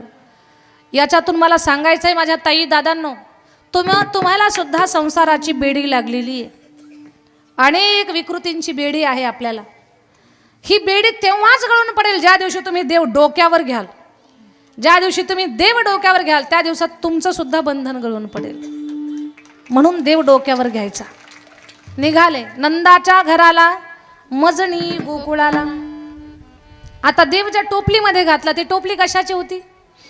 तांब्याची, कास्याची, पंचधातूची, जर्मनची, प्लास्टिकची, कशाची होती? झोपल्या का काय लोणी? हा, काटक्यांची होती, कामठ्यांची होती. ठीक आहे, तुम्हाला सांगते मी ती कशाची होती. ऐकायचं आहे ना? कोणाकोणाला ऐकायची ती कशाची होती टोपली? बाकीच्या ऐकायचं ना सगळ्यांना ती कशाची होती? खरंच ऐकायचं पुरुष मंडळ. कशाची होती ती सांगू तुम्हाला? खरं सांगते, मलाच माहित नाही कशाची होती. मी खरंच माझ्या वाचनातच गेलं नाही ती कशाची होती म्हणून. पण एक मला माहिती आहे, ती कामठ्यांची होती का, काटक्यांची होती का, वेळूची होती का, प्लास्टिकची होती का, जर्मनची होती का, सोन्याची, चांदीची, पंचधातूची, तांब्याची होती का, हे खरंच मला माहिती नाही. पण ज्याच्या उदरात 14 ब्रह्मांड आहेत तो मावेल अशी टोपली या जगात तयार व्हायची अजून झाली नाही. ज्याच्या उदरात 14 ब्रह्मांड आहेत असा भगवान बसेल अशी टोपली या जगातच तयार झाली नाही अजून. मग एवढा मोठा विराट भगवान छोट्याशा टोपलीत बसलाच कसा? कशाची टोपली होती ती? तर ती भावानं भरलेली होती म्हणून त्याच्यात बसला तो, दुसरं काहीच कारण नाही. भक्तीची या मापे मोजितो अनंता, इतराने तत्वतानं मोजवे. भगवान भावाच्या टोपलीमध्ये बसला आणि गेले. नंदबाबाच्या वाड्याला ठेवलं. तिथे माया जन्माला आली होती, तिला इकडे घेऊन आले. भगवान बोलले, जगाचा मालक मी, आलोय गोकुळात बसलोय, कुणीच माझ्या स्वागताला तयार नाही. विश्वाचा मालक आलाय आणि त्याचं स्वागतच नाही. सगळेजण आपापल्या नादामध्ये भगवंतांना रडायला चालू केलं. टेहा टेहा करून भगवान जे रडायला लागले, सारं गोकुळ जमा झालं आणि एकच जल्लोष, एकच गोंधळ. गवळण म्हणती हो मनती गवळण म्हणती हो मनती गवळणला पुत्र झाला यशोदेला. म्हणती हो मनती गवळणला पुत्र झाला यशोदेला. म्हणती हो मनती गवळणला पुत्र झाला यशोदेला. म्हणती हो मनती गवळणला पुत्र झाला यशोदेला. कथावी एकी पुढे ताटी वाटी पिंड बरे, कथावी एकी पुढे ताटी वाटी पिंड बरे, कथावी एकी पुढे ताटी वाटी पिंड बरे, कथावी एकी पुढे ताटी वाटी पिंड बरे. मनती हो मनती गवळणला, मनती हो मनती गवळणला पुत्र झाला यशोदेला. मनती हो मनती गवळणला पुत्र झाला यशोदेला. मनती हो मनती गवळणला झाला यशोदेला. मनती हो मनती गवळणला झाला यशोदेला. गवळण म्हणती गवळणीला पुत्र झाला यशोदेला. काय आनंद होता गोकुळामध्ये, एवढा आनंद. आता पहा, ज्यांना ज्यांना खरंच आनंद झालाय ना ते उठून नाचतील बरं, खरंच नाचतील. एवढा आनंद कुणाकुणाला आनंद झाला? घ्या हात उंच. आणि वाजवा टाळी. किती सांगू मी सांगू कुणाला, किती सांगू मी सांगू कुणाला, आज आनंदी आनंद झाला, आज आनंदी आनंद झाला. किती सांगू कुणाला, किती सांगू सांगू सांगू कुणाला, आज आनंदी आनंद झाला, आज आनंदी आनंद झाला, आज आनंदी आनंद झाला. रास खेळूतला रंग उधळूतला, रास खेळूतला रंग उधळूतला, आला आला ताला आला. किती सांगू मी सांगू कुणाला, किती सांगू सांगू सांगू कुणाला, आज आनंदी आनंद झाला, आनंदी आनंद झाला, आज आनंदी आनंद झाला, आज आनंदी आनंद झाला, आज आनंदी आनंद झाला, आज आनंदी आनंद झाला. राधे राधे हो राधे राधे, राधे राधे हो राधे राधे, राधे राधे बोलो राधे राधे, राधे राधे बोलो राधे राधे, राधे राधे राधे श्याम मिला रे, राधे राधे राधे राधे श्याम मिला रे, राधे राधे राधे राधे श्याम मिला रे, राधे राधे राधे राधे श्याम मिला रे, राधे राधे राधे श्याम मिला रे, राधे राधे राधे राधे श्याम मिला रे, राधे राधे राधे राधे श्याम मिला रे, राधे राधे राधे राधे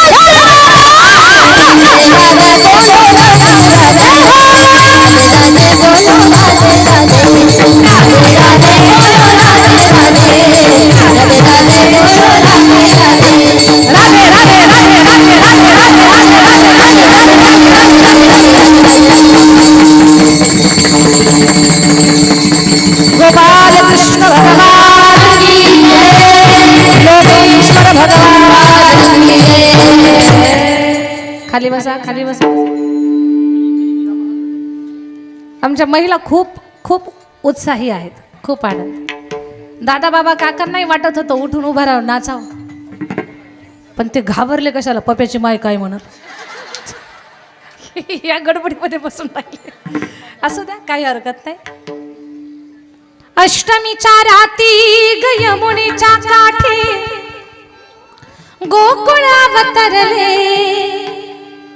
गोड हसू गालात नाचू गावो तालात, पैंजण थर थरले. कान्हा दिसतो उठून गोपी आल्या नटून, नव्या नवतीचा शिंगार केला, आज आनंदी आनंद झाला, आज आनंदी आनंद झाला. खूप आनंद. देवाच्या जन्मानं साऱ्या सृष्टीला आनंद झाला. बस कंसाचा काळ जन्मला, या गोष्टीचा आनंद. भगवान लहान आहेत, रांगायला लागले.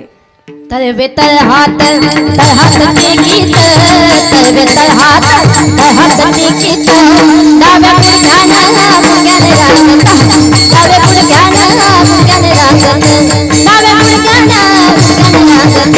तळवे तळहात तळहात टेकीत, तळवे तळहात तळहात टेकीत, डाव्या गुडघ्याने गुडघ्याने रांगत, डाव्या गुडघ्याने गुडघ्याने रांगत, डाव्या गुडघ्याने गुडघ्याने रांगत. यशवंती पैशाने राजा कृष्णाचे मी माग, येणे येणे वाचू डंके, नवनीत माझं बक्षीस. तळहात तळहात टेकीत, तळहात तळहात टेकीत, डाव्या गुडघ्यानं गुडघ्याने रांगत, डाव्या गुडघ्यानं गुडघ्याने रांगत, डाव्या गुडघ्यानं गुडघ्याने रांगत. तळहात टेकीत, तळहात तळहात टेकीत, डाव्या गुडघ्याने गुडघ्याने रांगत, डाव्या गुडघ्याने गुडघ्याने रांगत, डाव्या गुडघ्याने गुडघ्याने रांगत.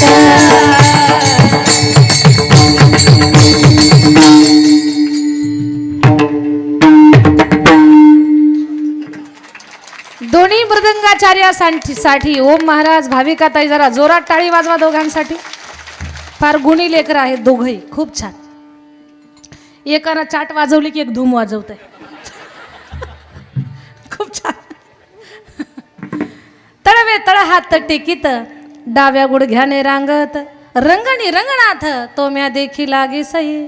भगवान भिंतीच्या आधारे उभं राहण्याचा प्रयत्न करतात.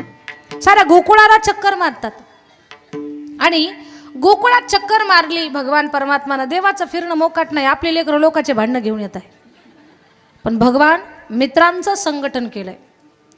कृष्ण चरित्रातून संघटनाची शक्ती शिकण्यासारखी आपल्याला. कलियुगामध्ये सगळ्यात भारी जर काय असेल तर संघटन आहे. कृष्ण चरित्र शिकवतं आपल्याला. सगळ्या गोपाळांचं संघटन केलं आणि एक मंडळ स्थापन केलं, चौर्य मंडळ. चोरी करायची. त्यांच्या तब्येती पाहिलं. का रे, नाक दाबलं तर जीव जाईल तुमचा. असल्या तुमच्या तब्येती. खायला मिळत नाही का? देवा दही दूध खूप तयार होतं पण आम्हाला मिळत नाही. खायचं का? हो. देवा तुझ्या घरचं खाऊ घालणार का? भगवान म्हटले मी फुकट कुणाचा काटा सुद्धा काढत नाही. आणि फुकट कसा खाऊ घालणार? खरं आहे, घेशी तेव्हा देशी ऐसा ससे उदार. त्याच्या सेवेत अगोदर द्या, नंतरच तो देईल. तुम्ही म्हणाल देवा अगोदर माझं काम कर, नंतर तुला मी हे करेल. तसं नाही. अगोदर तुम्ही ते करा, नंतर तो रुजू होईल. तुमच्या कामाचं फॉलो करेल तो. पण आपली पद्धत चुकीची आहे. आपण म्हणतो देवा माझं एवढं काम झालं ना. नवस नवस हा शब्द काय कळतो का तुम्हाला? म्हणजे हे झालं ना मग तुला देईल. एवढा तुम्हाला सोपा वाटला तो? माझं जर हे झालं तर मग तुला देईल. हे देवाला फसवल्यासारखं आहे. त्याच्यापुढे चातुर्य चालत नाही. चतुरातो शिरोमणी गुण लावण्याचे खाणी मुकुटा सगळा मणी धन्य तुची विठोबा. अरे अगोदर करा आणि त्याला ऋणी करा, मग ते ऋण फेडण्यासाठी काम करेल तुमचं. पण आपण चुका करतो काय? हे दे म्हणजे तुला मी ते करल. तसं नाही. अगोदर करा, त्याला ऋणी करा म्हणजे त्या बरोबर आपलं ऐकल. चला, भगवान म्हणतात मी तुम्हाला खाऊ घालतो पण तुमच्याच घरचं खाऊ घालतो. तसं नाही. चोरी करायची ठरली. रोज घरफोडी. गारहण यशोदेकडे. यशोदे कृष्णाला सांगावे गोकुळी राहावे का जावे. गोकुळी राहावे का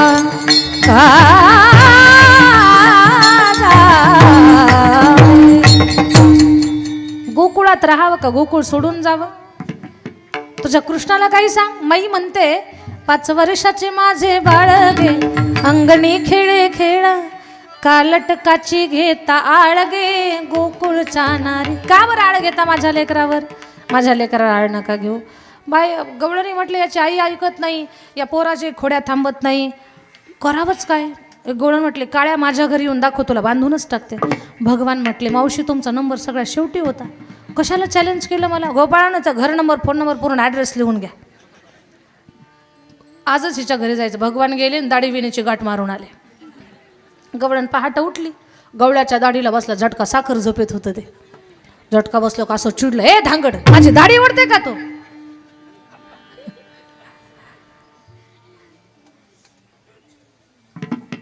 ती म्हणते मी तुमची दाढी नाही ओढलेली, तुम्हीच माझी वेणी ओढली. दोघांची भांडणं चालू झाली. पाहिलं तर दाढी वेणीची गाठ. गवळण म्हटले गाठ बसले ना, आपण भांडणं करतोय, ही आपण सोडू. पण सोडीदा सुटे ना. सोडायचा प्रयत्न केला, गाठच सुटना. ती म्हटली आपण कापू, पण कापण्यासाठी भांडणं. ती म्हटली हे पहा माझी सवासनाची वेणी आहे, माझी नको वेणी कापायला, तुमची थोडी दाढी कापते. तो म्हटला शांत बस, माझी श्रावण महिन्याची दाढी, माझ्या दाढीला खात्री लावू नको. 2 इंच मध्ये तुमची थोडी दाढी माझी थोडी वेणी, मध्ये कापायचा प्रयत्न केला. कापिता कापेना, जाळीता जळेना, गाठबाई सुटेना. कोणीतरी सल्ला दिला म्हणे नंदबाबाच्या वाड्याला जा, तेव्हाच ही गाठ सुटेल, अशी सुटणार नाही. ती म्हटली बाई मला खूप लाज वाटते. लाज वाटते तर बसा घरात, चाललो आम्ही. अहो असं करू नका, हो आम्हाला मदत करा. गवळण तयार झाली, पण गवळी हातपाय खोडायला लागला गणेश भाऊ. गवळी म्हटला मी येणारच नाही. म्हटले कशामुळे? म्हणे हिची वेणी ही पुढं चालल. बरोबर आहे, माझी दाढी मला मागे चालावं लागेल. म्हणे बरोबर आहे. अरे म्हणे मी काय बरोबर आहे, मी लग्नात मी पुढं होतो ना, आता कसा मागं चालू? अरे बाबा हे काय लग्नाचे फेरे नाहीत, तुम्हाला गाठ सोडायला जायचंय. कसा बसा गवळी तयार झाला. पण त्यात गंमत अशी, गवळण 7.5 फूट उंच, गवळी 2.5 फूट बुटका. कुणी जोडा लावला असेल काय कुणास ठाऊक यांचा. तो गवळी तडा, ती गवळण तडा तडा चालायची नाही, तुडू तुडू तुडू चालायचं, हे टुन टुन उड्या मारायचं. हे सोंग पाहायला सारं गोकुळ जमा झालं. गेले भगवंताकडे. भगवान खूप फजिती झाली, क्षमा करा. भगवंतानं कृपादृष्टी टाकली आणि गाठ सोडली. गोपाल कृष्ण भगवान की जय. खूप खोड्या भगवंताच्या. एकदा तर देवाचा मित्रच रुसला देवावर, त्याचं नाव बोबड्या. त्याला काय आपल्यासारखं बोलता येत नव्हतं. बरं, आपल्यासारखं बोलता येत नव्हतं. भक्ती अशी करा जीवनामध्ये ना, आपण देव आपल्यावर रुसल ही भीतीच आपल्या मनात नसावी. अरे देवाला भीती असावी, हे रुसतं का काय म्हणून. ते गोपाळांकडून शिकावं आपण. अशी भक्ती करा जीवनामध्ये. आपण देवाच्या मंदिरात जातो, नवल नाही मंदिरातला देव आपल्या घरी यावा आणि आपलं घर मंदिर व्हावं. साईनाथाची इच्छा व्हावी की मला या माझ्या भक्ताच्या घरी जायचं आहे, इच्छा व्हावी भगवंताची. भगवान गोपाळांच्या घरी जात होते. हे किती मोठं त्यांचं भाग्य, किती मोठं पुण्य मानावं लागेल. आपण देवाचं उष्ट खातो, नवल नाही त्यांना आपलं उष्ट खाल्लं पाहिजे. गोपाळांच्या तोंडातलं उष्ट ताक पिला भगवान. काय त्यांची भक्ती आहे, किती प्रेम आहे त्यांचं. एक भक्त रुसला देवावर, त्याचं नाव बोबड्या. त्याला आपल्यासारखं बोलता येत नव्हतं. बोबडं बोबडं बोलायचा. देवानं विचारलं, का रे बोबड्या, का रुसला तू. त्यानं सांगितलं. बरं, त्याची बोबडी गवळण आहे का, शब्द बोबडे आहेत त्याच्यामध्ये. खूप छान गवळण आहे. जेवढं जमतंय तेवढं माझ्यासोबत म्हणा, नाही जमलं तर टाळी आमच्यासोबत वाजवा. हां, ते गवळण फार गोड आहे का, बोबड्याची गवळण. भगवान म्हणतात काय येत नाही. तो बोबड्या म्हणतो नाही येणार. दाई बा कितना नकोले बा, ए किसना दाई बा कितना नकोले बा. आम्ही नाही नाही नाही नाही तुझ्या संग येणार. आम्ही नाही नाही नाही नाही तुझ्या संग येणार. आम्ही नाही नाही नाही नाही तुझ्या संग येणार. आम्ही नाही नाही नाही नाही तुझ्या संग येणार. आम्ही नाही नाही नाही नाही तुझ्या संग येणार. आम्ही नाही नाही नाही नाही तुझ्या संग येणार. भगवान बोलले बोबड्या का माझ्यासोबत येणार नाही. तर बोबड्यानं सांगितलं कारण. अशीच एकदा सगळे पोलं मिळून, अशीच एकदा सगळे पोलं मिळून माल्याच्या मल्यामध्ये गेलो. कुठे गेलो. माळ्याच्या मळ्यात गेलो. माल्याच्या मल्यामध्ये गेलो लेवा. माल्याच्या मल्यामध्ये गेलो लेवा. मग माल्याच्या मल्यामध्ये कवल्या कवल्या काकड्या होत्या. काय होत्या. काकड्या काकड्या. माल्याच्या मल्यामध्ये कवल्या कवल्या काकड्या होत्या. मग सगळ्या पोलांना दोन दोन दिल्या. सगळ्या पोलांना दोन दोन दिल्या. सगळ्या पोलांना दोन दोन दिल्या. मी ककली तोलायला गेलो लेबा. आता सगळ्या पोलांनी दोन दोन तोडल्या. माल्याच्या मल्यात गेलो आम्ही. काय केलं. सगळ्या पोलांनी दोन दोन तोडल्या. सगळ्या पोलांनी दोन दोन तोडल्या. सगळ्या पोलांनी दोन दोन तोडल्या. मी ककली तोलायला गेलो लेबा. मी ककली तोलायला गेलो लेबा.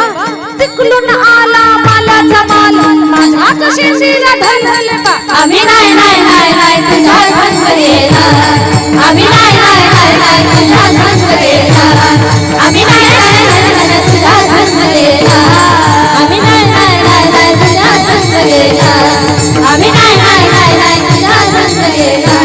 भगवान बोलले बोबड्या माळ्यानं तुझी शेंडी उपटली त्यात माझा काय दोष. बोबल्या बोलला तुझ्या गली पण एक प्रकरण घडलेलं आहे. काय सांगतोय तो. अशीच एकदा सगळे पोलं मिळून. अशीच एकदा सगळे पोलं मिळून यशोदेच्या घरी गेलो लेवा. कुठे गेलो. यशोदाच्या घरी गेलो. यशोदेच्या घरी गेलो लेवा. यशोदा मैयानं पुलन पोल्या केल्या होत्या. काय केल्या होत्या. पुरणाच्या पोळ्या. यशोदा मैयानं पुलन पोल्या केल्या होत्या. सगळ्या पोलांना दोन दोन दिल्या. सगळ्या पोलांना दोन दोन दिल्या. सगळ्या पोलांना दोन दोन दिल्या. मी पोली मागायला गेलो लेबा. मी पोली मागायला गेलो लेबा. मलाच अलधी दिली लेबा. आम्ही नाही नाही नाही नाही तुझ्या संग येणार. आम्ही नाही नाही नाही नाही तुझ्या संग येणार. आम्ही नाही नाही नाही नाही तुझ्या संग येणार. नाही नाही नाही तुझ्या संग येणार.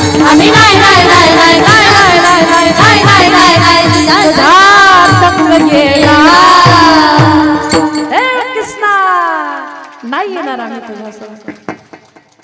खूप छान. भगवान परमात्मा अगदी देवभक्ताचं हे प्रेम अनेक प्रमाणाद्वारे उदाहरणाद्वारे आपल्या नजरेसमोर येतं. हाच भाव आपल्या सगळ्यांच्या अंतकरणात जागा व्हावा. देवाच्या खोड्या काही थांबून आईनं घातलं शाळेमध्ये. वही पेन्सिल पाटी घेऊन नाही, जा गाईंना घेऊन, छोट्या छोट्या गाईंना घेऊन भगवान गेले.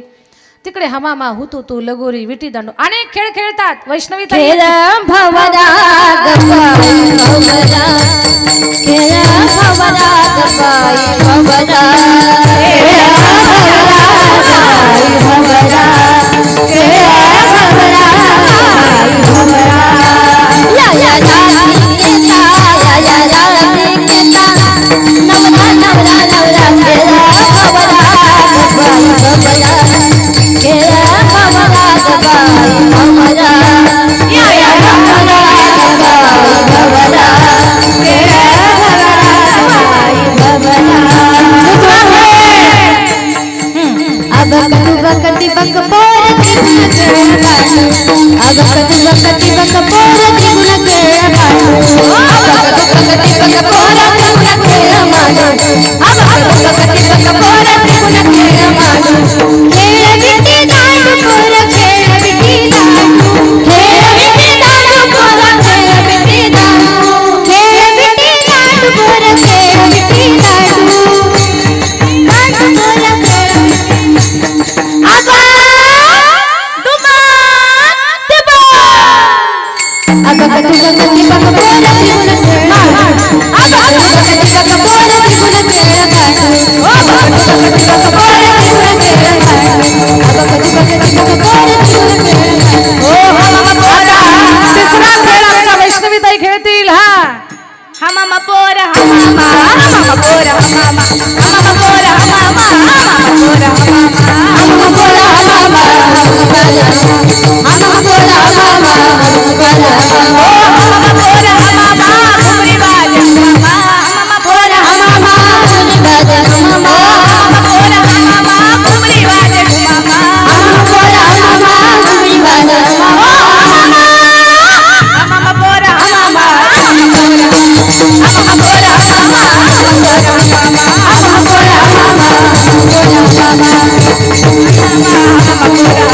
आता शेवटचा खेळ. हे जरी नाही कळलं तरी दुसरं येईल, हे तरी नाही कळलं, हे तरी नाही कळलं, तरी दुसरं येईल, हे तरी नाही कळलं. सरती शेवटी पार, काल बांधून देईल सरती शेवटी पार, सरती शेवटी पार, काल बांधून देईल सरती शेवटी पार. एका जनार्दनी आमचा काय जाईल, एका जनार्दनी आमचा काय जाईल, एका जनार्दनी आमचं काय जाईल, एका जनार्दनी आमचं काय जाईल. पुतळा पुतळा पुतळा पुतळा पुतळा पुतळा पुतळा पुतळा महत्वाची, पुतळा महत्वाची, पुतळा महत्वाची, बळबळीत देखा पुतळा महत्वाची, बळबळीत देखा पुतळा महत्वाची, पुतळा महत्वाची, बळबळीत देखा पुतळा महत्वाची. गोपाल कृष्ण भगवान की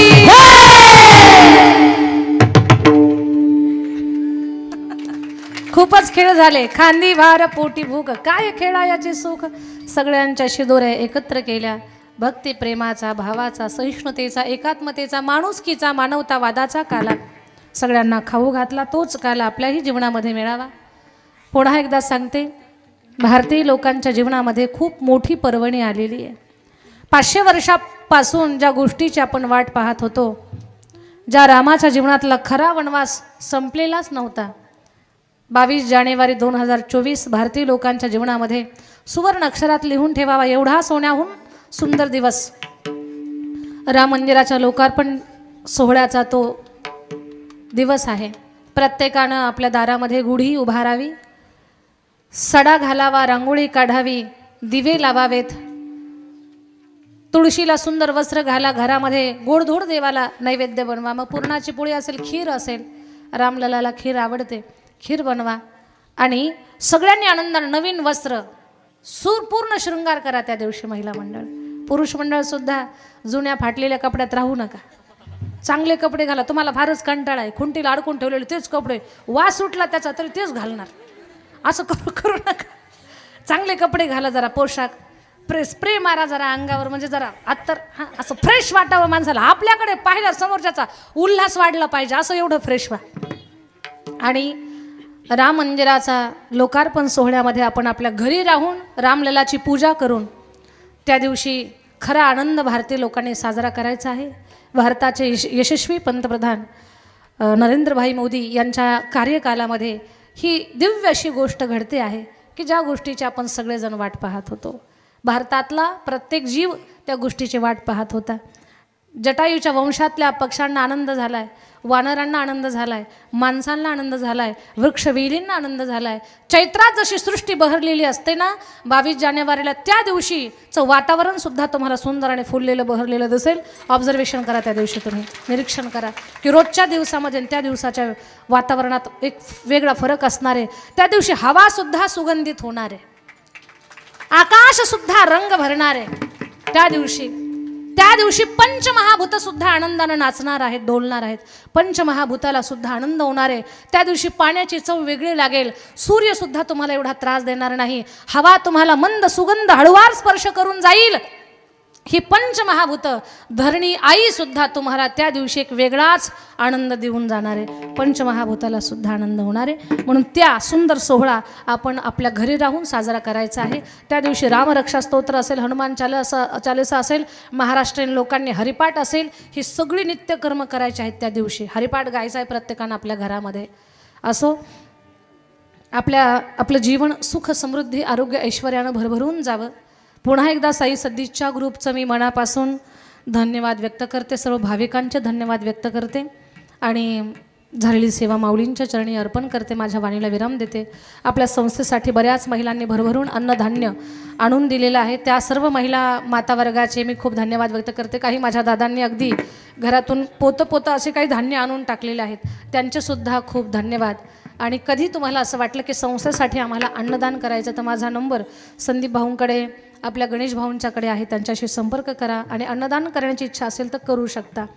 दुसरी गोष्ट अशी, तुम्ही हा उपक्रम कथेचा उपक्रम झाल्यानंतर जे त्रिवेणी संगम, अयोध्या, काशी जे जायचं तुमचं नियोजन आहे तर नक्की जा, वेळ घालवू नका. कारण पुन्हा ती संधी आपल्या जीवनात येईल का नाही, क्षणभंगूर नाही बरोबर. पण नियोजन चालू झालं आहे ना, आता ज्या रामाची कथा ऐकली, जे कथेत ऐकलं ते प्रत्यक्षात पाहायला मिळेल तिथे तुम्हाला. म्हणून तुम्ही जा आणि भाग्यवान ठराल तुम्ही. नवीन बनलेलं राम मंदिर तुम्हाला सगळ्यात पहिले तुम्हालाच पाहायला भेटेल, है की नाही. म्हणून सगळ्यांनी याचा सुद्धा आनंद घ्या. संदीप भाऊंकडे त्या गोष्टीची नोंद करा. या सगळ्या माझ्या टाळकऱ्यांसाठी एकदा टाळी, साऊंडवाल्या दादासाठी टाळी आणि दोन्ही मृदंगाचार्य तीनही, इकडे कुबेर महाराज आहेत, इकडे ओम बाबा आणि भाविका, या तिन्ही लेकरांसाठी टाळी. सगळ्यांचं कौतुक, महिलांचंही कौतुक. ज्ञानेश्वर महाबोली,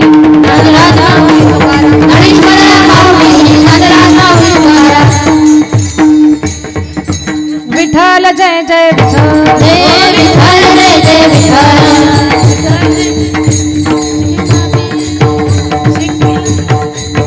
शिंगेला दिले दुरी होती घाचे मी वरी. तुम्ही बाळे रोहीकडे, वावसा रोहीकडे, वाहारीच्या धारा यारी लोहीच्या गोंधळा. बाळे रोहीकडे,